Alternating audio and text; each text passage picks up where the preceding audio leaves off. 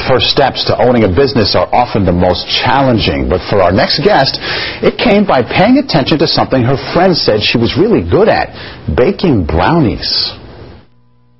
You know, I actually prayed to God for 24 hours before I actually decided to name my company Luvs Brownies, brownies shaped like hearts. So it was kind of like one of those things where I had no idea that I was going to name a company Luvs Brownies. It just kind of happened. Just like that.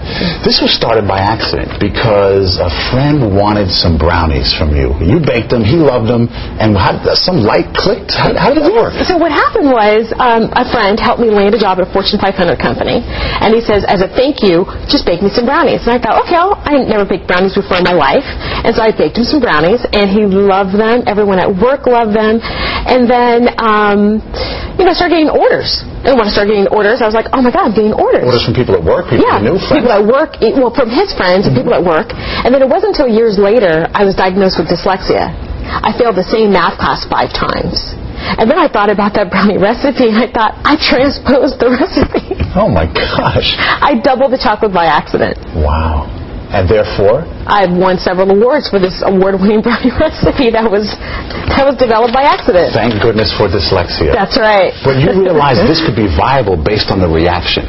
And it would just it just happened that way. You wanted to work for HP, for crying out loud. You wanted to work the corporate life, and this thing just happened. It sure did. So I worked for Hewlett-Packard for 10 years at integrated marketing and marketing communications, and I actually loved working for Hewlett-Packard. But baking brownies is something that I didn't realize that I loved. I had never baked brownies before, but it was nothing like delivering a gift and someone saying, oh my God, I love your product and thank you so much. So it was a rewarding feeling. So along the way, you've come up with what you call some brownie points, right? Yes. Points that work. And just here a few of them. You say design and document, create repeatable processes in your business, right? Yes. So what was happening when I first started the business is when an order would come in, how the order was filled was different every single time. And how the recipe was put together was different every single time. And you can't design any sort of business by that model. Streamline it. Streamline the process, and I could actually have you come in the bakery and you know exactly what to do. That would be amazing. Yes. Understand and plan your finances. Yes, that was a huge one. When I first started the business, everyone said, go open a storefront. Like, just what are you thinking? And I said, well, I don't have the money. So I met someone, and she said, well, just pay me and bake by the hour. And I thought, I'm going to pay you $10 an hour to bake in your kitchen. And she says, yes. And I said, perfect. So I got all these orders, and I paid her $10 an hour, and that's simple math. How about it? That's right. Final thought. You say, get still, listen to the little voice. Everybody has a little inner voice, whatever you want to call it, right? You got it. And I listened to my little voice, and my little voice told me Luvs Brownies, brownies shaped like hearts. But not only that, so many people told me to start that business long ago, and I'm so glad that I didn't listen to them, because I would have gone under so long ago. Obviously, being from the San Francisco Bay Area and the .com taking a tank, my business did too. So, thank God I was paying by the hour at a kitchen where I was able to still have my bakery. Listen to the little voice. That's right.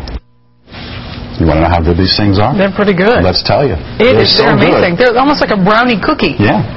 A recipe by accident. She doubled the recipe, and now look at what we have. And normally with a brownie, you can only have one. These you could have 2 or 3. No, we can have the whole thing. Yeah. As a matter of fact, we're going to. If you'd like to meet Aundrea and sample these brownies, she's going to be at the NYC Chocolate Show this Friday, so check that out. More tips on the chocolate show, her business. Go to WCBSTV.com. Click on links and numbers on the left-hand side of the page. By the way, this is not, health food. No, it's very chocolatey. Yeah, the eggs in here.